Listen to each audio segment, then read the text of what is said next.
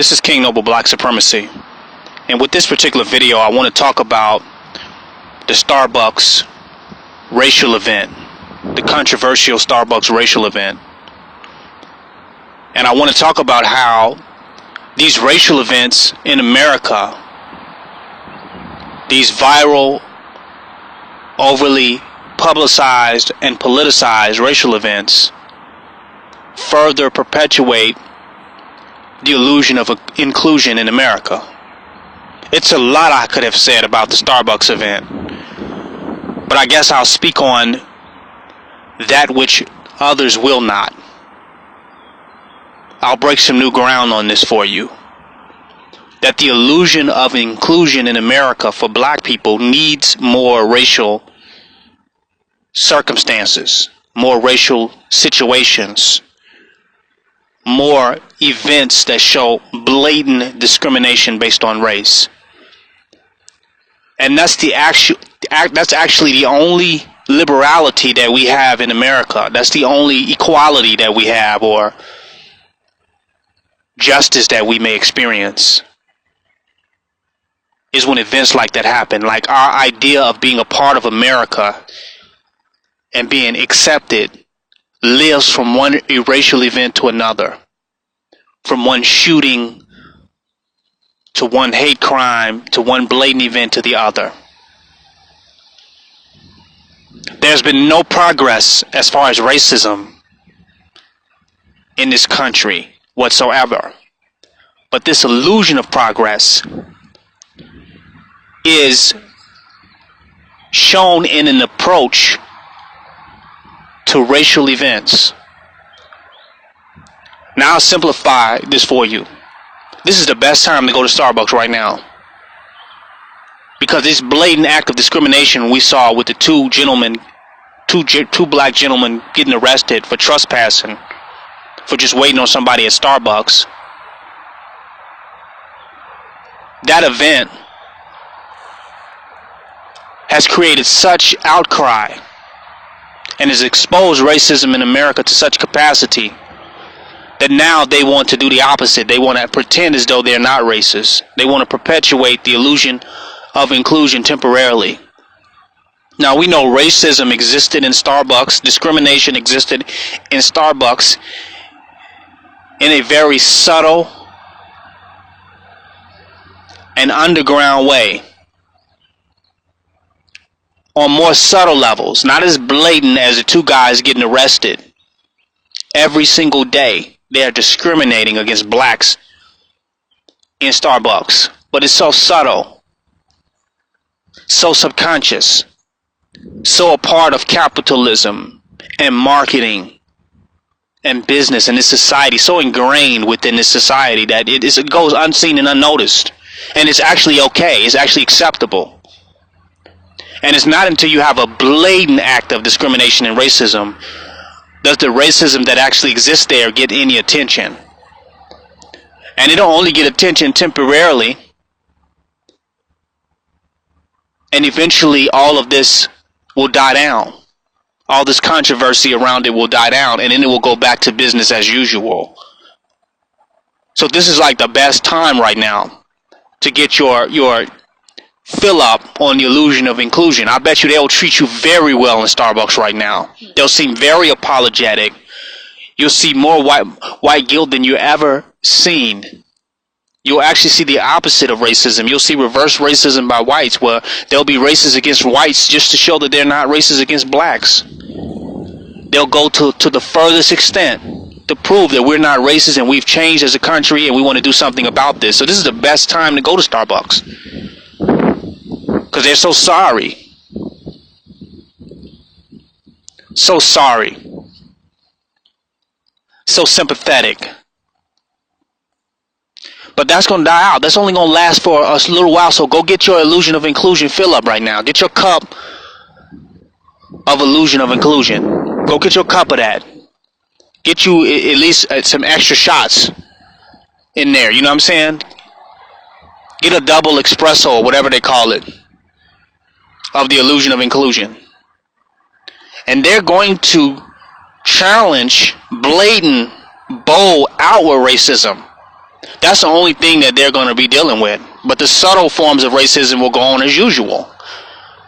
Because the blatant forms of racism exposes them and makes you even bring their subtle forms of racism to the table. So we just want to deal with the subtle, with the bold ones. So they say they're going to shut down 8,000 stores to have racial bias training for 2 hours. 8,000 shops to show that, hey, we're not racist. Things have changed. We need to tackle this issue. We love our black customers. We're not racist. We need to address this because this doesn't represent the corporate mindset. Our illusion of freedom and human dignity and justice in this country needs more racial circumstances and situations. Our freedom and justice rise the wave of racial events where we have some type of victory, it appears.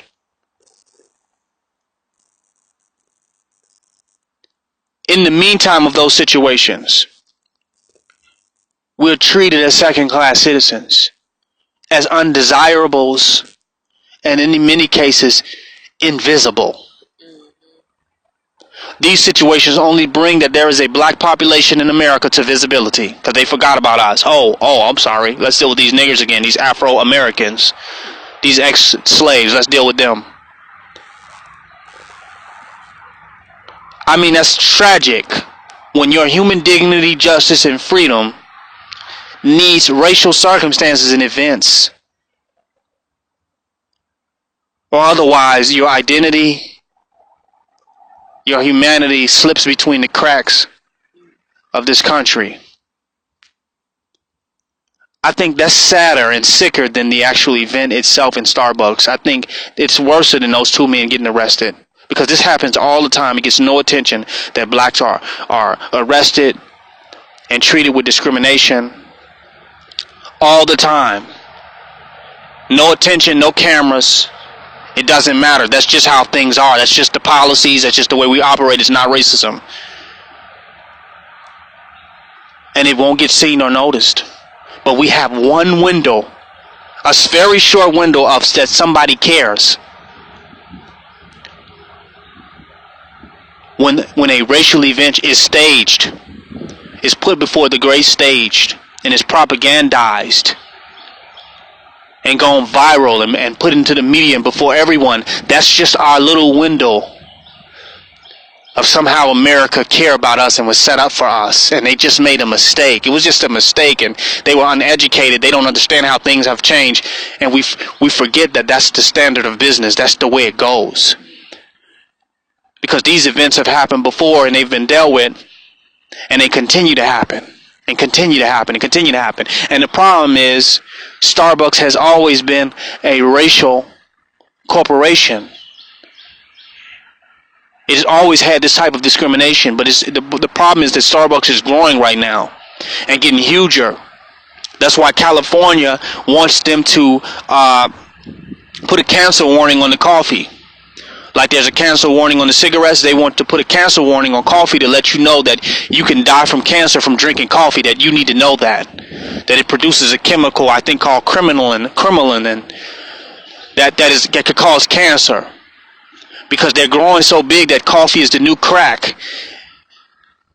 Coffee is the new opiate in this country. And you go to Starbucks now, and it's a line all the way around the damn town, the whole town. You can't even get in line. It's so busy because people want that crack in the morning.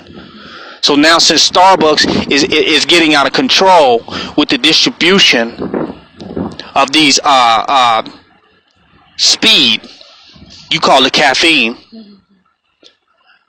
They blowing up by selling this speed to everybody, and they're popping up all over the place. Now the discrimination is being more obvious, it's more blatant now, because they're becoming bigger and larger, becoming everywhere. So now their racism is becoming obvious, but it's been subtle all along. It's been going on all along. They just have not been as so big as they are now. Just like cancer has always been in the coffee, it's getting so big now that it's obvious now that we have to deal with it. Them growing and becoming a very big corporation is really more of the problem that is being addressed than racism is, or than that the coffee causes cancer. They're just getting out of control and they need to be checked by somebody. Somebody needs to check them. They're becoming a staple. They're becoming a new government, a new institution, a very strong, powerful institution within America now, Starbucks. Somebody need to check them. I think that's a bigger issue.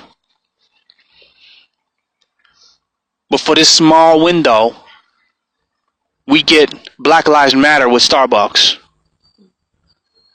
And then they'll have this little racial bias training, and then it'll die down, and subtle racism will continue. And then we'll wait on the next event where we can potentially feel like humans in America, while so many people are swept under the rug. So many people are treated with discrimination, are experiencing the absence of human dignity on a day-to-day basis. And we have to wait to racial events to have a feeling of the illusion of inclusion in America. That's deep. To me, that's a deeper issue. Things are never going to change, but our illusion of freedom will ride the wave of racial events. And our true identity and our true culture is reaction to racial events. That's our cultural identity in America.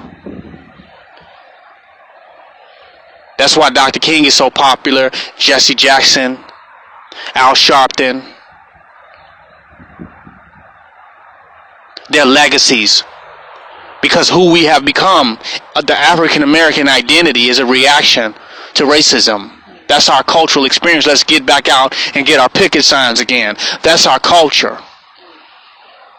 Some say, well, our culture is hip-hop, our culture is this. No, our culture is reacting to racism in this country. That is the African American identity. It exists, riding the wave of racial events, of which we have to mobilize and speak out and boycott and ban. It's been going on ever since we so-called have been freed. That has become our identity. That in order to be black in this country, you have to walk around with a picket sign on your back. That protesting has become our festival, our Mardi Gras. Protesting has become our traditional cultural reality. That shows that what America don't want us. It has not changed its attitude and its perspective, and it will not change. And the racial attitude and dynamic is entrenched into capitalism. It's a part of capitalism, the institution that drove slavery. Picking cotton and industry and business is sold into capitalism. White prosperity rides the back of black dehumanization and disparity. This is a fact. So look at that though. What's going to be the next racial event or shooting of a black person where we can get a minute amount of attention to feel human for a little while? We've become ambulance chasers of human dignity. That's the America that you live in. And you just want reform. But reform is a repetitive circumstance. It is a wheel that you're riding on called reform, but it is not changing because the attitudes and the personas and the perspectives and the approaches that are essentially racist are not changing. This is why we need a revolution.